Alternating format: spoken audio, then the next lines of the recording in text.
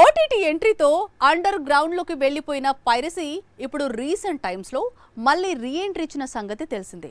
అయితే గతంలో theatre business ను నష్టం చేసిన పైరసీ ఇప్పుడు ఓటీటీ డీల్స్ పై కూడా ప్రభావం చూపిస్తోంది.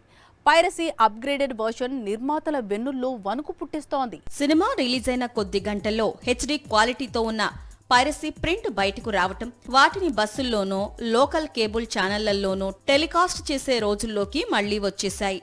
ఇటీవల గేమ్ చేంజర్, తండేల్ చిత్రాలకు ఇలాంటి నష్టమే చేసింది పైరసీ. అయితే పైరసీ థియేటర్ బిజినెస్ ను మాత్రమే కాదు, ఓటీటీ బిజినెస్ పై కూడా తీవ్ర ప్రభావం చూపిస్తోంది. సినిమా రిలీజ్ అయిన హెచ్డీ ప్రింట్ వారం తర్వాత 4K ప్రింట్ అందుబాటులోకి వచ్చేయడంతో కొత్త సినిమాలు ఓటీటీలోకి వచ్చినా చూసేందుకు నెటిజన్స్ ఓటీటీకి రావడం లేదని సమాచారం. దీనివల్ల ఓటీటీ కంపెనీస్ కు వ్యూస్ లో తగ్గుదల కనిపిస్తోంది.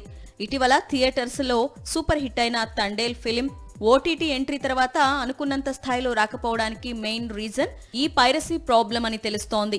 ఇక మాలీవుడ్ ఓటీటీ మార్కెట్ ఎప్పుడో కుప్పకూలింది. దేశంలో మిగతా ఇండస్ట్రీస్ తో పోలిస్తే కంటెంట్ విషయంలో మాలీవుడ్ తిరుగులేని ఇండస్ట్రీ.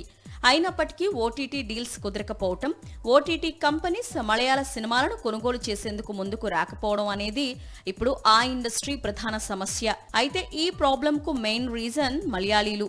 ఆన్లైన్లో ఫ్రీగా అందుబాటులో ఉన్న కొత్త సినిమాలను డౌన్లోడ్ చేసుకుని చూడడమే కారణమని ఓటీటీ కంపెనీలు చెప్తున్నాయట.